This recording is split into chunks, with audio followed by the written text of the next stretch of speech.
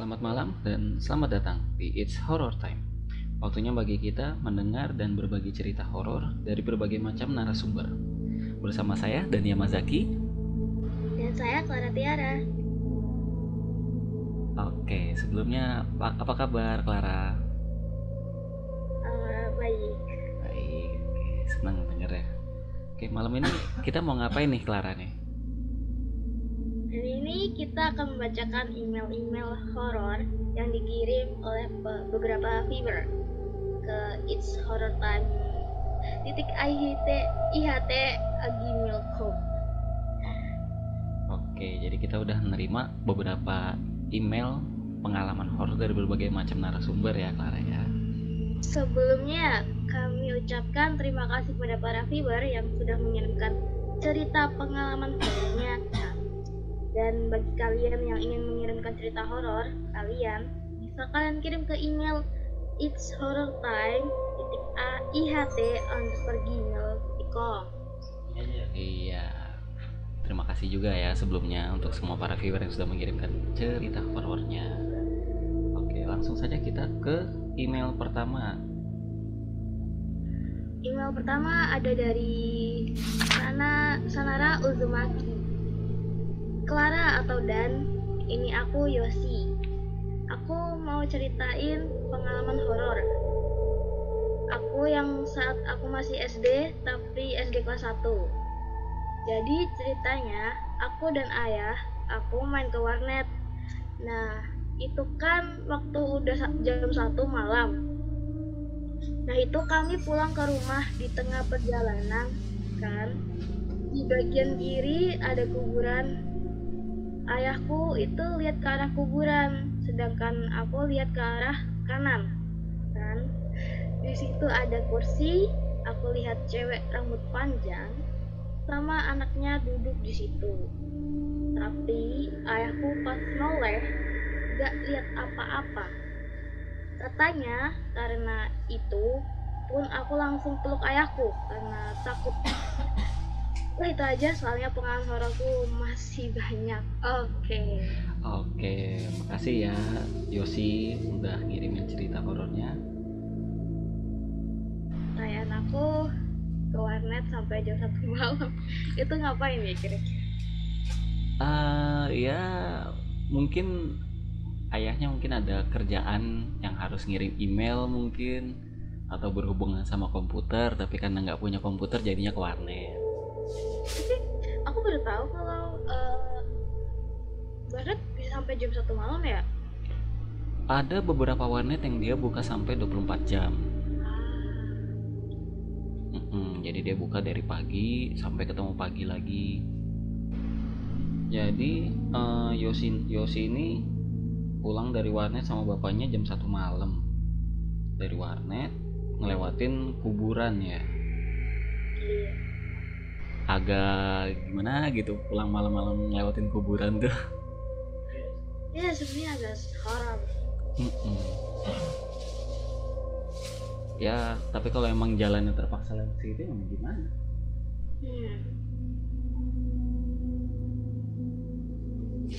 Terus di kuburan itu dia ngeliat cewek rambut panjang ya sama anaknya duduk di situ. Ya namanya juga ngelewatin kuburan. Iya benar. Kan dia cuma numpang duduk di situ. Cuma numpang duduk di situ. Iya, yang penting kita nggak ganggu aja ya kan. Lagi kita nggak ganggu. Betul. Oke, makasih ya Yosi cerita horornya.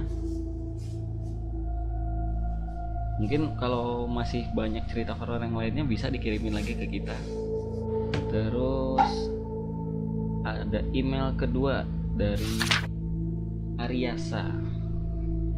Pengalaman mendubbing. Di hari itu aku mendubbing animasi, tetapi mendubbing ke bahasa Indonesia dikarenakan jika tidak didubbing ke bahasa Indonesia bakal sulit jadinya. Jadinya aku inisiatif buat mendubbing anime tersebut. Tapi di waktu mendubbing hampir selesai, aku merasa tidak enak badan dan merasa capek banget. Tapi waktu itu aku sama sekali tidak ngalamin kayak begitu.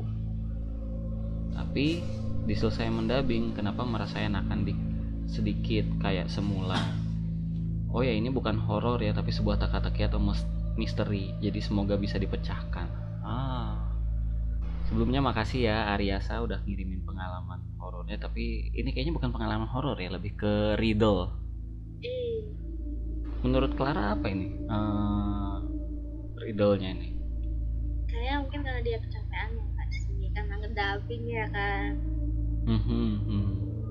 Bisa jadi sih. Tapi masa jawabannya sesimpel itu sih, kecapean gitu. Tapi ngedubbingnya tuh butuh ekstra lebih loh. Kalau kita sering salah terus ya ngulang-ngulang terus. Betul. Memang yang namanya dubbing itu nggak gampang sih. Iya. Ya mungkin Aryasa agak kecapean aja kali ya. Ditambah juga perlu effort lebih untuk ngedubbingnya. Iya. Kan jadi gini. Ini dimana waktu dia ngedubbing capek ya rasanya gitu. Betul. Merasa tidak enak badan dan merasa capek banget. Iya, setelah ngedubbing dia kayak udah enak ya, bener kan, berarti udah selesai gitu ya, udah selesai. Lagi kecapean aja. Iya, itu lagi kecapean aja berarti jawabannya ya Riasa. Iya. Atau kalau kalian punya jawaban yang lain bisa ditulis di kolom komentar. Iya. Oke, untuk email berikutnya ada Mia Ikuzo. Halo, aku Mia, Kak dan Kak Clara. Jadi gini, aku sering banget lihat sosok yang nggak seharusnya dilihat. Gue. Jadi gini, waktu aku mau berangkat sekolah, aku selalu diikuti oleh sosok anak kecil cantik. Tapi dia selalu sembunyi jika aku menghampirinya. Dan hantu anak kecil ini, dia adalah temanku waktu aku kecil. Dan sayangnya, dia jadi beda semenjak aku pergi dari rumah lamaku ke rumah baru. Seringkali aku melihatnya dia di pojokan, tapi dia nggak sendirian. Dia membawa sosok hitam besar di sebelahnya. Aduh, hitam lagi. Ketika aku ingin mendekatinya, pasti aku langsung pingsan dan gak tahan rasanya seperti ditekan oleh benda berat. Waduh. Itu aku dan orang tuaku pindah dan aku berpisah dengan sosok anak kecil itu karena dia sudah memiliki teman penggantiku. Seandainya waktu itu nggak pindah rumah, mungkin saat ini dia masih bisa menemaniku. Terima kasih Kak Dan sama Kak Clara, fighting kalian berdua. Oke, terima kasih untuk cerita horornya Mia. Jadi Mia nih ternyata udah berteman sama sosok gaib ya dari kecil. Wah iya, keren lah. Cuman Mia nggak tahu aja kalau ternyata ini bukan manusia gitu. Begitu pindah rumah langsung ganti temen, bawa yang hitam gede.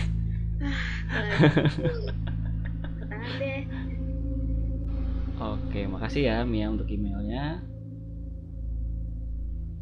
Ya semoga nggak ngalamin lagi yang seperti itu ya. Iya, jangan sampai deh. Jangan sampai. Oke, email berikutnya ada dari Adelaine von Arksasia. Ini biasanya kalau namanya kayak gini mah bangsawan nih. Mungkin ya, tapi kalau di profilnya seorang elf nih, bangsawan elf ya. Putri elf kali. Mungkin. Lengkap ya. Waduh. Ini ada ras manusia, terus ras demon sama ras elf. Aduh, kurang goblin. Oke, ya lanjut. Oke, lanjut. Pengalaman hororku. Oke. Halo malam Kak Dan dan Kak Clara, apa kabar? Baik. Baik. Semoga kalian berdua baik-baik saja ya. Ya, terima kasih. Semoga Adeline juga baik-baik aja ya. Harus dong. Perkenalkan, aku Adeline. Aku ingin berbagi cerita pengalaman horor yang pernah aku alami. Pakai pembuka ini.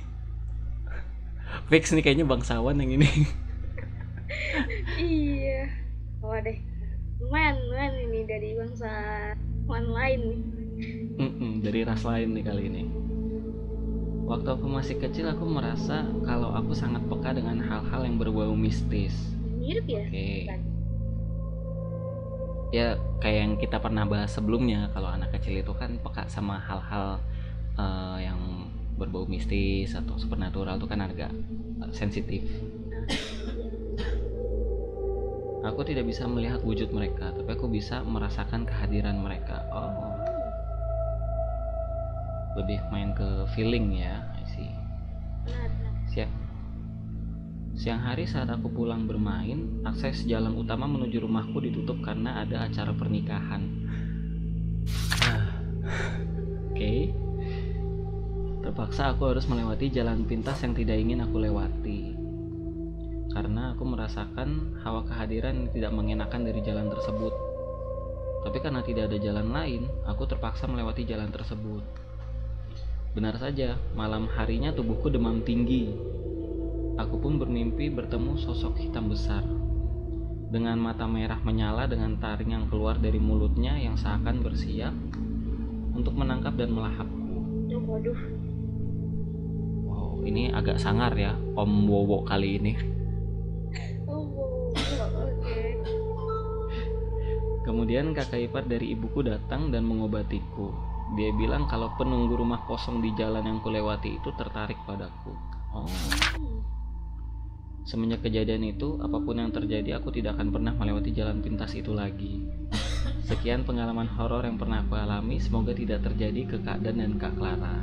Regards, Adeline. Wah, terima kasih banyak ya untuk emailnya Adeline. Sasugah bangsawan Kizoku. Sangat tertata emailnya, dari pembuka, perkenalan, terus inti cerita, klimaks sampai ke penutup dan salam. Jadi gimana menurut Clara email kali ini dari Adeline? Cukup menarik ya. Sangat. Cukup menarik dan agak lebih menyeramkan ya dari cerita horor yang selama ini kita sering dengar ya. Ditambah lagi sampai nongol wujudnya ke mimpi itu agak horor sih. Banget. Terus Om Wowo tampilannya bisa sampai sesangar itu, berarti bagi makhluk-makhluk seperti itu ada yang menarik nih dari Adeline nih. Karena dia elf. Bisa jadi. Oke, jadi kalau bagi kalian yang dirasa punya pengalaman sama kayak Adeline, terus makhluk-makhluk seperti itu mereka merasa tertarik sama kamu mesti agak hati-hati ya kalau kemana-mana. Baca doa. Betul. Ini gimana ceritanya Devon nyuruh baca doa? Ya mungkin karena Clara merasa bertanggung jawab kan. Iya, harus tuh. Karena mereka itu kan masih berada di bawah yuridiksinya Clara kan. Jadi mungkin next time Clara bisa marahin para bawahannya buat nggak macem-macem kayak gitu. Iya ya, nanti kesampein deh. Nanti kesampein, oke. Ya balik lagi ke laptop. Untuk kalian yang punya pengalaman sama kayak Adeline, berhati-hati ya. Sering-sering baca doa. Terus kalian mesti mematuhi peraturan atau tradisi dimanapun kalian berada. Dimana bumi dipijak, di situ langit dijunjung. Misalkan juga ada teman yang suka nantangin gitu ya. Jangan dong. Paham. Ya intinya berhati-hati, baca doa, patuhi peraturan atau tradisi yang ada dimanapun kalian berada, dan jangan menantang. Karena Nah, kalau sampai kalian menantang dan kalian nggak punya ilmu yang cukup, bisa terjadi hal-hal yang tidak diinginkan nantinya. Oke, next. Oke, next ada dari Ryokai. Oke, aku bacain ya. Oke. Halo Kak Dan, halo Kak Clara. Aku ada sedikit cerita. Jadi ini bermoral. Bermoral? Bermoral? Mungkin maksudnya berlatar belakang waktu dia Bermula. umur 2 tahun kali ya. Bermula kali ya. Mungkin ya. Bermula waktu aku umur sekitar 2 tahun, dimana nenekku bilang kalau waktu aku umur segitu aku sensitif banget sama hal-hal yang berbau mistis. Jadi gini, waktu aku lagi main, aku tuh sering nangis dulu kata nenek, gara-gara aku sering banget didatengin sama sesosok hitam besar di samping, di mana sering banget ada di samping rumah. Waduh, Omowo lagi ya kali ini. kenapa dia selalu datang? Ya. Maka itulah kenapa aku sering menangis dulu kata nenek. Sering banget aku kena yang namanya penyakit ya, gara-gara ada sesosok hitam itu. Hingga akhirnya aku seringkali tidak dibolehkan untuk keluar rumah gara-gara sosok hitam besar itu. Tapi saat ini aku udah nggak pernah lihat sosok itu yang entah menghilang dari mana. Oke, terima kasih untuk emailnya Ryokai. Jadi Omowo ini sering banget ya ternyata mengganggu ras manusia. Ya, caper ya. Caper. Mungkin karena nggak dapat perhatian lebih dari Clara kan? Waduh. Iya, Omowo ini memang Omowo, Mbak Dini sering banget ya yang namanya ngegangguin manusia tuh. Entah dalam bentuk wujud atau dalam bentuk suara. Aduh, suara. Tapi kalau Omowo nggak bersuara sih, lebih ke wujud sama bau kalau dia tuh. Katanya kalau Omowo datang baunya bau singkong bakar ya. Ada yang bilang kalau ada Omowo tuh kadang bau sawo. Tahu kan buah sawo? Kadang buah sawo. Kadang ada juga yang bilang bau kentang.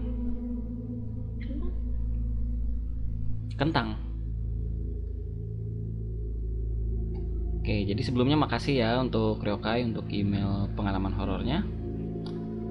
Ya, berhubungan sama Omowo, aku juga punya cerita dari teman. Jadi temanku ini kebetulan lagi masuk shift sore. Jadi pulangnya agak malam. Udah sekitar jam berapa ya? Setengah 12 apa jam 12 gitu. Nah, terus akses ke rumahnya itu kebetulan cuman ada satu jalan. Dan setiap kali dia ngelewatin jalan itu, dia harus ngelewatin yang namanya kayak rumah kosong gitu. Aku lupa apa rumah kosong atau bekas kayak pabrik rumahan gitu loh. Tapi udah kosong, udah nggak terpakai, terbengkalai gitu. Dan kalau dia lewat situ tiap malam, begitu udah jam 10 malam ke atas tuh, lewatin rumah itu tuh pasti bau kentang. Padahal di sekitar rumah situ, di sekitar pemukiman situ tuh nggak ada pabrik rumahan kentang di situ. Mungkin ada yang lagi bakar kentang ya. Sak kentang. Iya jam 12 malam bakar kentang. Iya sih. Cuman kan nggak mungkin dong hampir setiap malam. Nah, jadi tiap kali dia pulang tuh pasti nyium bau kentang. Tadinya dia itu nggak begitu peduli ya, terus begitu udah sering bau kentang kayak gitu kok jadi penasaran gitu, ini bau kentang dari mana sih gitu. Begitu dia cerita ke orang tuanya apa ke neneknya gitu, katanya oh itu bukan bau kentang, itu berarti ada makhluk di situ, biasanya omowo di situ. Oh, dan semenjak dikasih tahu kayak gitulah dia jadi takut pulang malam. Ya gitu, jadi ada yang bilang bau sawo, ada yang bilang bau kentang. Ini aku baru dengar kalau ada yang bilang bau singkong bakar. Kalau di sini kayak gitu, kayak ubi dibakar lah, entah itu sih, aku nggak tahu. Sih kayak umbi-umbian ya, berarti lah kentang juga kan termasuk kayak umbi-umbian. Tapi baru dengar, biasanya mungkin ke arahnya kayak gitu sih. Lebih kayak ke ubi atau singkong ya. Oke, aku rasa cukup sampai di sini kali ya Clara ya.